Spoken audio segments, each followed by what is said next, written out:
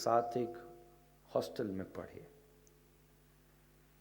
एक किसान का लड़का था और एक बड़े धनवान का पुत्र था।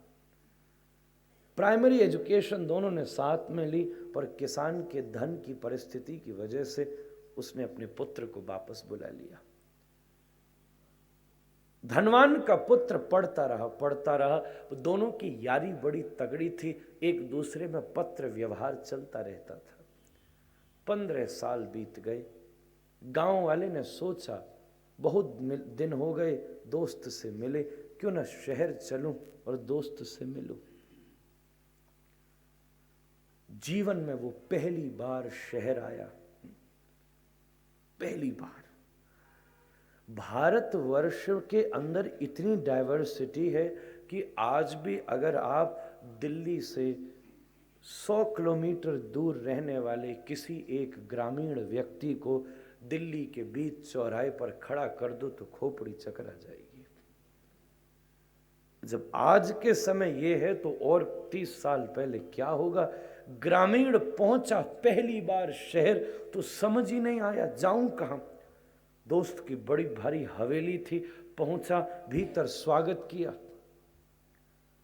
बढ़िया सोफे डल रहे थे, कहा बैठ। उसको तो मेड़ पे बैठने की आदत, कूद कर बैठा तो अंदर ही घुस गया, डर के फिर खड़ा। ये है क्या। दोनों में बातचीत चलती रही। भोजन का समय हुआ तो दोस्त अपनी पत्नी, शहरी पत्नी से बोला, सुन मित्र आया है, अपने हाथ से भोजन बनाना, आज नौकर महाराज से नहीं, खुद बनाना। पत्नी गई रसोई में, बढ़िया भोजन बनाया, फुल्का बनाया, गुजराती रोटी। फूक मारो तो उड़ जा, उठा के देखो तो आर पार दिख जाए। ऐसी रोटी परोसी, वो गांव वाले को टिक्कड़ खाने की आदत, 80 खा गया। फिर भी पेट का कोना न भरा। भाभी की शक्ल देख के बेचारे को दया आ गई। कब भाभी रहने दो, अब हो गया। जैसे तैसे खाया, थोड़ा टाइम और निकला। शहरी भी जोश में था, आज पहली बार मित्र आया है। बेस्ट उसने बेडरूम में अरेंजमेंट किया। एक 6 इंच का गद्दा पड़ा था, उस पर एक और 6 इंच का बढ़िया 12 इंच का गद्दा डलवा दिया। 2 टन का एसी लग रहा था, एक और 2 टन का। गुड नाइट करके कमरे में भेजा, देख के चिल्ड रूम। उसको खुली हवा में सोने की आदत छुरछुरी छूट गई। अब बटन और ना समझ आया, एक बटन दबाए बंद करने के लिए, वो फैन और तेज हो गया। रात में समझ न लगे, बिस्तर पे लेटा तो दोनों पैर और सिर ऊपर, कमर नीचे, चिमकादड़ हो गया। दोनों एसी चले, भयंकर ठंड, रजाई ने काम नहीं किया तो कूद के गद्दों के बीच में घुस गया। हमारे जैसे तैसे रात बिताई, सवेरे को 5 बजा, उठकर भागा। हमारे ओहो, सीधा बिना मुड़े गांव पहुंचा। गांव में पत्नी ने पूछा, शहर में दोस्त कैसा है? बोले दुर्दशा है उसकी। एक रात में मेरे प्राण निकल गए, हड्डी जाम हो गई मेरी। क्या गद्दा, और पत्नी तो बेचारे को ऐसी दुर्भाग्यपूर्ण मिली है, रोटी से बढ़िया अखबार ही खा जाता फिर तो। अच्छा चलो, पत्नी ने सेवा करी, हाँ अब थोड़ी जान आई। 3 घंटे तो वो गर्म पानी में बैठा लिया। हड्डी जाम हो गई बेचारे की, गांव वाली की आदत ही नहीं थी। 15-20 दिन निकले। शहरी ने सोचा शायद दोस्त नाराज हो गया, जाऊं। पता निकाल के गांव का, कहीं हरियाणा के बीच में जाके कहीं गांव बेचारे का, लेकर अपनी मर्सिडीज निकला तो पता चला पक्के रास्ते से 20 किलोमीटर कच्चे पर जाना है। मर्सिडीज फंस गई बेचारे की। पता चला बैलगाड़ी में बैठ के जाना। बैलगाड़ी में पहली बार बैठा, उसके तो शॉकर भी ऐसे थे कि इसके शॉकर ही हिल गए सारे। 2 घंटा में कमर दुख गई। गांव पहुंचा, गांव के सारे कुत्ते पीछे पड़ गए। कुत्तों को भी ऐसे आदमी की आदत नहीं थी। गले में टाई कोट और सूट। उनको भी आदत, उन्होंने सोचा शायद हमारी पूंछ पीछे होती है, ये गले में लगा के घूमते। उन बेचारों को भी आदत नहीं, सब पैंट फाड़ डाली बेचारे की। जैसे तैसे बचते बुझते पहुंचा। गांव वाले दोस्त ने खींच कर हृदय से लगा लिया, क्या बात है, बैठ भाई बैठ। अब बैठे क्या, खटिया थी, खटिया में बैठाया, उसको समझ नहीं आया इस पर बैठते कैसे हैं। जैसे तैसे बैठा तो डर और लगे कि कहीं ये रस्सी न टूट जाए इसकी। थोड़ी देर बातचीत चली, भोजन का टाइम हुआ। उसने भी अपनी पत्नी को आज्ञा दी, सुन आज रामू से नहीं, खुद बनाना रोटी। वो रोज 2.5 इंच मोटी रोटी बनाती थी, आज 6.5 इंच मोटी रोटी बना। 6.5 इंच मोटी।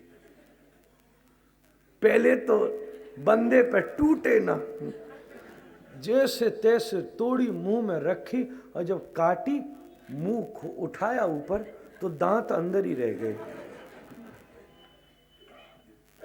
खबे ना कि नहीं मेरी तबीयत खराब है, रहने दो। अब ऐसे आदमी क्या करे बेचारा, गांव वाला सामने खाना। अब ये बेचारे को पसीना आ गया एक रोटी खाने में, बोले बस बहुत है, मैंने तो 1 महीने का खा लिया आज। और थोड़ी रात हुई, बोले मैं भी तुझे बेस्ट जगह लेके चलता हूं, चल चल। ले गया। एक बढ़िया बड़ का पेड़ था, उसके नीचे एक चबूतरा था, बढ़िया ताजा गैया का गोबर मट्टी पे मिला के लेप दिया। ये हमारे यहाँ की 7 स्टार जगह है। गोबर लेपा देख के उसने नाक बंद करी, ये कौन सा परफ्यूम है भाई। रात में लेटा उस पर, साए साए साए हवा चलती, पत्ते हिलते। जिंदगी भर जितने हॉरर शो देखे सारे याद आ गए। अभी उतरा हनुमान चालीसा पाठ करता, जैसे तैसे रात बिताई। सुबह 5 बजा उठकर भागा महाराज। गाड़ी में बैठ के शहर पहुंचा। पत्नी ने पूछा दोस्त कैसा है, दुर्दशा में है। एक रात में मेरी हालत खराब हो गई। बेचारा 15 साल से इतनी मोटी रोटी। अब आप ही बताओ, गांव वाला सोचता था शहर वाला दुखी है, शहर वाला सोचता था गांव वाला दुखी है। दुखी न शहर वाला है न गांव वाला है, उसकी मान्यताओं ने उसको दुखी कर दिया, उसकी मान्यताओं ने उसको दुखी कर दिया। दुख है और सुख है, ये दोनों बदलते रहेंगे। दिन आएगा और रात आएगा, रात आई तो फिर दिन आने वाला है। सुख आएगा तो दुख आएगा, दुख आ गया इसका मतलब फिर सुख आने वाला है। ये चेन बनी रहेगी बनी रहेगी, इसमें आप चलते रहोगे फिरते रहोगे। पर अगर इससे मुक्त होना है तो आनंद को पाना पड़ेगा। आनंद को प्राप्त कर लिया तो न सुख का झंझट रहेगा न दुख का झंझट रहेगा। क्योंकि आनंद न बिस्तरों पर निर्भर करता है न जमीन पर निर्भर करता है। आनंद न भोजन पर निर्भर करता है न व्रत पर निर्भर करता है। आनंद न वस्त्र पर निर्भर करता है न दिगंबर होकर निर्भर करता है। वह हर परिस्थिति में प्राप्त हो सकता है। वो बाहर मिलता ही नहीं है, वो भीतर ही बैठा उमड़ता रहता है। एक भिखारी सड़क के किनारे भीख मांगता था, 25 साल तक भीख मांगी, मर गया। उसका शरीर पड़ा था, मोहल्ले वालों ने उठाकर जला दिया। जहाँ वो बैठा था वो फर्श ही इतना गंदा हो गया था कि जब उसको 2 फुट खोदा तो नीचे देखा सोने से भरे घड़े पड़े थे। लोगों ने माथा पीट लिया, अरे बाबरे, तू जहाँ बैठा था जरा उसी को खोद कर देख लेता तो इतना मिल जाता कि परंपराओं तक मांगने की ज़रूरत नहीं पड़ती। हमारी स्थिति भी उस भिखारी की तरह है। हम सबसे मांगते हैं थोड़ा सुख दे दो, थोड़ा सुख दे दो, थोड़ा शायद वो दे देगी, थोड़ा शायद वो दे देगा, थोड़ा वो वस्तु दे देगी, थोड़ी वो जगह दे देगी। मांगते मांगते बात पूरी नहीं हो पाती और समय खत्म हो जाता है।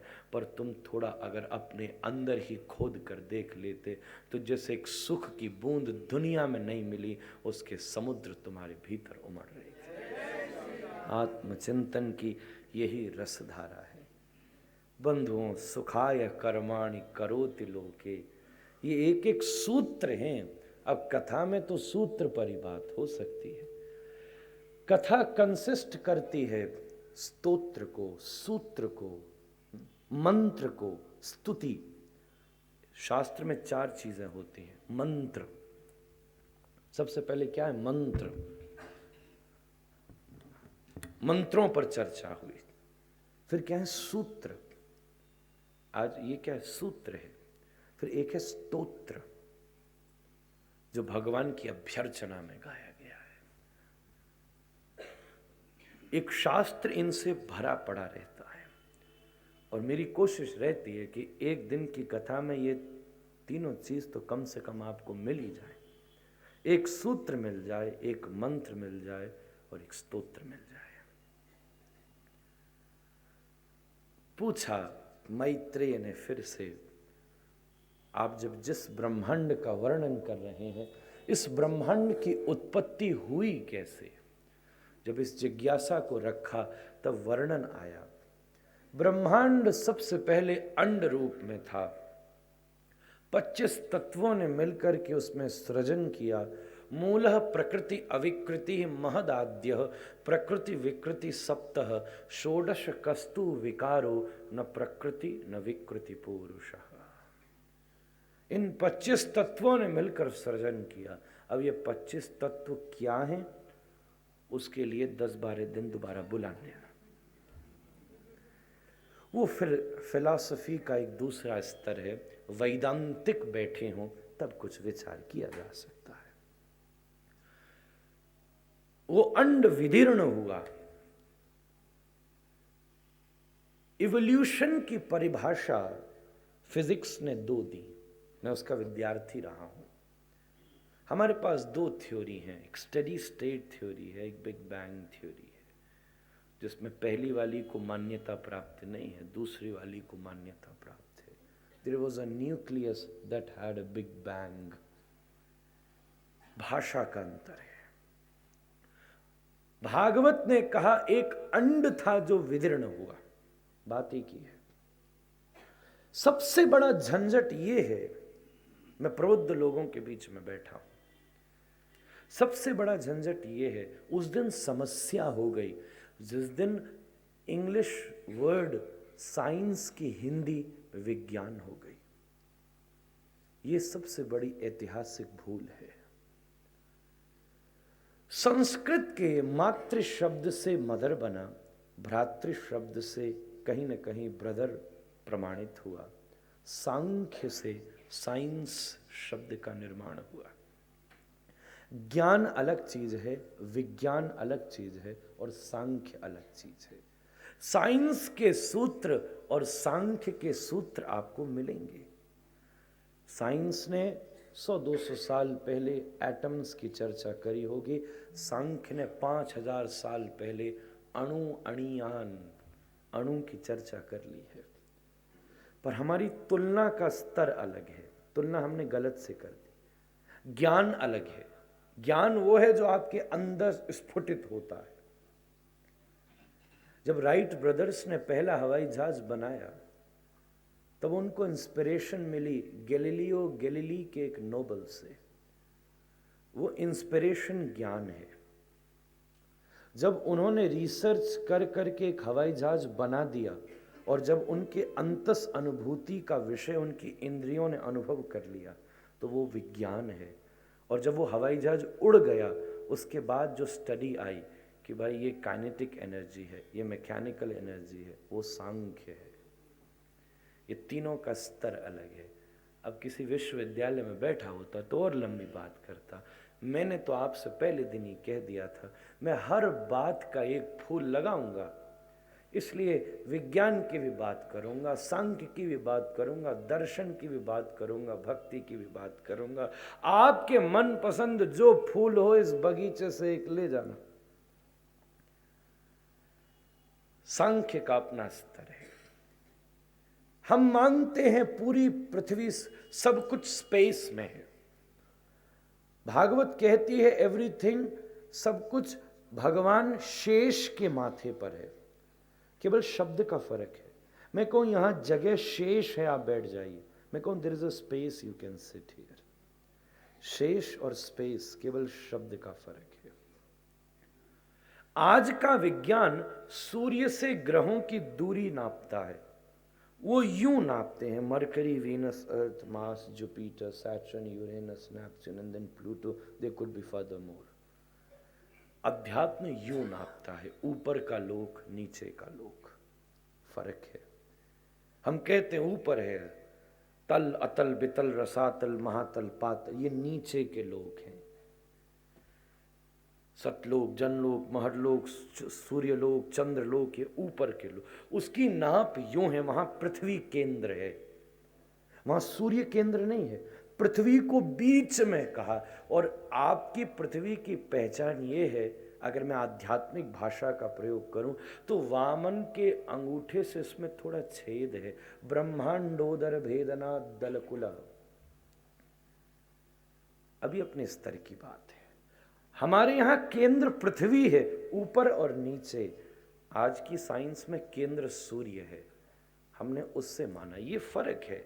अब ये मेरा एक अलग इंटरेस्टिंग विषय है, यहां थोड़ा सा छेड़ा, ज्यादा छेड़ने का समय नहीं है। एक पुरुष उत्पन्न हुआ, जल ने उसने अपना निवास बनाया। पृथ्वी मानवों के लिए अद्भुत है क्योंकि इसके पास एक उचित मात्रा में संयमित जल है। जल में जो रहे उसी का नाम नारायण है। नारम विराजिता यस्य स नारायण। नारायण की नाभि से कमल, कमल से ब्रह्मा उत्पन्न हुए। ब्रह्मा ने चारों तरफ देखा तो चतुरानन हो गए। धर्म, अर्थ, काम और मोक्ष, ये चार पुरुषार्थ ही चतुरानन के चार मुख हैं। जब हम विवाह में फेरे चार देते हैं तो वो धर्म, अर्थ, काम और मोक्ष का ही वचन होता है। पर आज हम अर्थ और काम, इन दो को तो सेटिस्फाई कर लेते हैं, पर धर्म और मोक्ष कहीं न कहीं रह जाता है। चार मुख, हम चार मुंह वाले पिता के दो मुंह वाले बच्चा हैं, हम दो को संतुष्ट करते हैं। चतुरानन की यही चतुरता है। ब्रह्मा जी ने समुद्र से शिक्षा लेकर तप किया। जीवन में तप के बिना कुछ नहीं मिलता। आपका 3 घंटे यहाँ बैठ के सुनना भी तप है, मेरा बोलना भी तप है, यहाँ आना भी तप है, सब तप है। ये दोनों मशीन मेरे सामने खड़ी हैं, क्या तप कर रही है? एक ही को देख कम तप कर रही, तभी तो पकड़ पा रही है। देखो ऐसे ही आप खड़े हो जाओ तो जैसे ये पकड़ रही वैसे आप पकड़ लो। इसने ही तो ये बनाया। जब ये बना सकता है तो इसकी तरह पकड़ नहीं सकता क्या? जितनी इसमें ताकत है, अगर उतना ही इसमें उत्सुकता जग जाए। देखो ये न हिल रहा है न डुल रहा है, आंख खोले बैठा है पूरा समय, बिल्कुल ऐसे। अभी सूजी बिल्कुल दृढ़ता से 3 पैर खोले, बिल्कुल एक एक शब्द पकड़ रहा है, बिल्कुल। यही बामन के 3 पैर लागे मोहित, ज्ञान भक्ति वैराग्य, बिल्कुल बिना हिले डुले एक एक लफ्ज। आप बाद में थोड़ी देर बाद इसको प्ले करना, एक एक लफ्ज आपको दोबारा सुना देगा। एक लफ्ज भी इसने नहीं खोया। जब ये इसे बना सकता है तो ऐसा भी बन सकता है। बस उतनी उत्सुकता चाहिए, उतनी निश्चय चाहिए, उतना जोश चाहिए, तो आप भी पकड़ लोगे।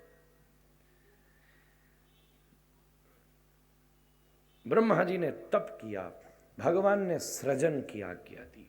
मानवीय धर्म है सृजन करना। हम सृजन करें, वृद्धि करें। मानव का बच्चा, मेढक का बच्चा पैदा होकर उछलना जानता है, सिंह का बच्चा भागना जानता है, गैया का बच्चा उछलना जानता है, बंदर का बच्चा फुदकना जानता है, मछली का बच्चा तैरना जानता है। इंसान का बच्चा कुछ नहीं जानता, पर जानना चाहे तो एवरेस्ट पर भी चढ़ जाता है। ये सृजनात्मक पद्धति है उसकी। सृजन करो। तो बोले मैं अगर अपने सृजन से अटैच्ड हो गया तो दुनिया दिक्कत नहीं है, अटैचमेंट दिक्कत है। बस हमारा अटैचमेंट पता है कैसे? आप कहीं एक बार दिल्ली आए और आपने एक होटल का रूम लिया, may be for 1 month, you paid about 2 lakh rupees and you rented a hotel room for about a month. और जब 1 महीना पूरा हुआ, होटल वालों ने कहा भाई अब आपका टाइम पूरा, जाइए, तो दरवाजे पे कोई माथा पीट के रो, ये क्या हो, मुझे नहीं छोड़ना भाई, कहाँ ये वेटर फिर कहाँ मिलेंगे मुझे, सब तो एडजस्ट हो गया। आप सब हंस रहे हो, मैंने बहुत बड़ी बात बहुत छोटे में कह दी। वो होटल का कमरा रेंट पर मिला था। ऐसे ही आपके जीवन के जो सद्कर्म थे, आपको मानुष बनने का, और कुछ वर्ष तक इस धरती पर एक रूम मिल गया। अब जब टाइम आया भाई आपका रेंट खत्म, रेंट खत्म तो जाओ, यहां तो कोई सिक्योरिटी डिपॉजिट भी नहीं लेता, जाओ भाई। मोह समस्या है तो भागवत के 4 श्लोक दे दिए। मोह एक बीमारी है। मोह प्राकृतिक नहीं है। मोह बच्चे के साथ नहीं आता, मोह मानव के साथ नहीं आता। जब बच्चा पैदा होता है निर्मोही, उसको किसी से मतलब नहीं, कोई गोदी में उठा ले, किसी के पास चला जाए, वो अपनी मगन में धुन में रमा हुआ है। ये समाज सिखाता है, व्यक्ति का निजी स्वभाव नहीं है। वो बीमारी है। जैसे आजकल बीमारी लग जाती है ना, पोलियो हो जाता है बच्चे को, हेपेटाइटिस हो जाए, तो एक आध्यात्मिक परिवेश में मोह नाम की बीमारी है, उसका भी एक टीका लगाना जरूरी है। वो किसी भी उम्र में लग सकता। 7 दिन उसी का कैंप है। मोह की औषधि है। 4 गोली मिलती हैं इसमें, 4 गोली दी। महाराज समय तो पूरा हो गया, पर मन तो ऐसा लगा कि 2-3 घंटे और बात चले तो झंझट नहीं, कोई झंझट नहीं। पर मुझे मालूम है, आप टेंशन न लें, बिल्कुल न लें। 2-4 लोग थोड़ी झंझट में पड़ गए।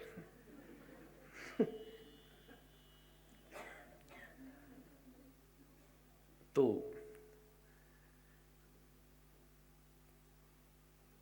सृजन हुआ। अंत में ब्रह्मा जी ने अपने ही शरीर को 2 भागों में विभक्त किया। प्रथम मानव और प्रथम मानवी मनु और शत्रुपा के रूप में प्रकट हुए। स्त्री के 2 धर्म हैं, पुरुष के 2 धर्म हैं। ब्रह्मा जी ने 2 मुख स्त्री को दे दिए, 2 मुख पुरुष को दे दिए। इसलिए विवाह में 4 फेरे होते हैं, क्योंकि अब ये दोनों मिलकर वो चारों धर्म को अपनाते हैं। सच्ची बात कहूं तो अर्थ और काम पुरुष के हाथ में है। आज के समाज में धर्म और मोक्ष तो माता के हाथ में है। दोनों मिले। ब्रह्मा जी के द्वारा प्रथम स्त्री और प्रथम पुरुष का उदय हुआ। ब्रह्मा जी के भीतर जितनी अहिंसात्मकता थी ना, वो स्त्री बन गई। स्त्री का मतलब ही नॉन वायलेंस। अगर वायलेंस का वी भी आ गया तो वो स्त्री नहीं रही। पूर्ण अहिंसात्मक। एक पूर्ण स्त्री का हां भी एक ना की पैकिंग लेकर आता है। A very specific no is a yes. अब इतना दिमाग आदमी में होना चाहिए।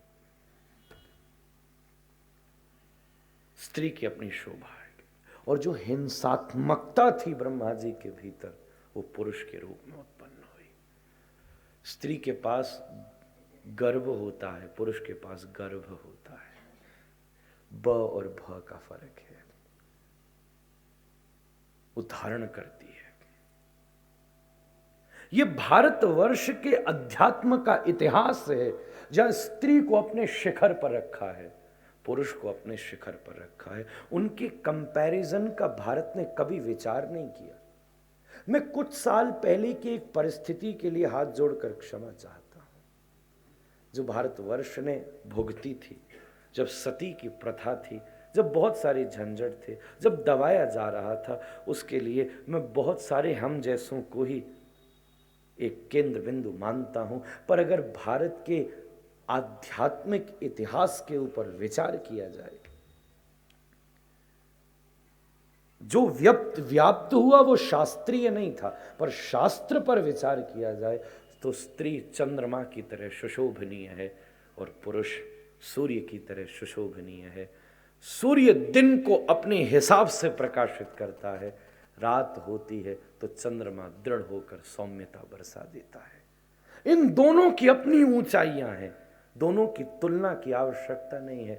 ये भारत नहीं है जिसने स्त्री और पुरुष की तुलना करी, यहां स्त्री को ऊंचा आसन दिया, पहला प्रणाम स्त्री के मां रूप को प्रदान किया।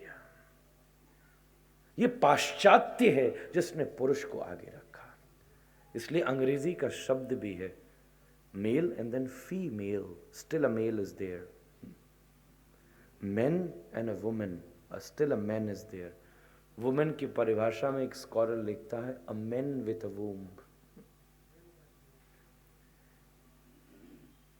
वहां गड़बड़ी हुई, इसलिए वहां पुरुष को आगे रखकर भी स्त्री को उसके साथ खड़ा होना है। इसलिए जैसे वो बोलता है इसको भी ऐसे बोलना पड़ेगा, वो पहनता है इसको भी यही पहनना पड़ेगा। इसलिए जो पुरुष के वस्त्र थे वो पाश्चात्य ने स्त्रियों ने भी अपनाने शुरू कर दिए। पर झंझट ये हुआ कि भी पुरुष वालों ने स्त्रियों के नहीं अपनाए हैं, गनीमत है। हालांकि मैंने तो स्कॉटलैंड में एक बार वो भी देख लिया, एक स्कॉलरली डिफरेंशिएशन है, एक साइकोलॉजिकल डिफरेंशिएशन है। मैं एक स्पिरिचुअल बायोलॉजिकल डिफरेंस की बात नहीं कर रहा, उसकी अपनी सोच। एक गर्भधारी है, एक गर्भधारी है। गर्भ और गर्भ का फर्क है। एक पूर्ण स्त्री नॉन वायलेंट होकर सुशोभनीय होती है। एक सुदृढ़ पुरुष कौन है? जिसके पास क्षमा है। एक पूर्ण स्त्री कौन है? जिसके पास क्षमा है। जब राम जी और सीता जी का विवाह हुआ तब सीता जी के गुरु महर्षि सतानंद आसन से खड़े हुए और राम जी के पास जाकर अपना खप्पर आगे बढ़ाया और कहा, हे रघुपुंगव भिक्षाम देहि। रघुनाथ आसन से खड़े हो गए। गुरुदेव क्या चाहिए? बोले क्षुमाम देहि। क्षुमाम देहि मतलब इस पूरे जन्म में आपने जो आसन जानकी को दे दिया वो किसी दूसरी स्त्री को प्रदान नहीं करना। राम ने कहा, मैं वचन देता हूं बड़ी से बड़ी स्थिति में भी मैं सीता के आसन पर दूसरे को नहीं बिठाऊंगा। उसी समय वशिष्ठ जी खड़े हो गए। बोले, भाई कन्या के गुरु जी तो नंबर बना गए, हम कैसे पीछे रह जाएं भाई। वो भी खड़े हुए, हाथ बढ़ा के आगे सीता जी से कहा, हे जानकी भिक्षाम देहि। सीता जी संकोच में खड़ी हुई। गुरुदेव आज्ञा करें मैं क्या दूं? बोले क्षमाम देहि, क्षमाम देहि, क्षमाम देहि। राम के राज्य शासन में हो सकता है बहुत से ऐसे कृत्य हो जाएं जो आपके मन को तकलीफ दें, पर आप अपने विशाल हृदय से उनको क्षमा कर देना। एक पूर्ण दाम्पत्य की शोभा वहां होती है जहां पति के पास क्षमा हो और पत्नी के पास क्षमा हो। तभी उस घर में क्षपा व्याप्त होती है।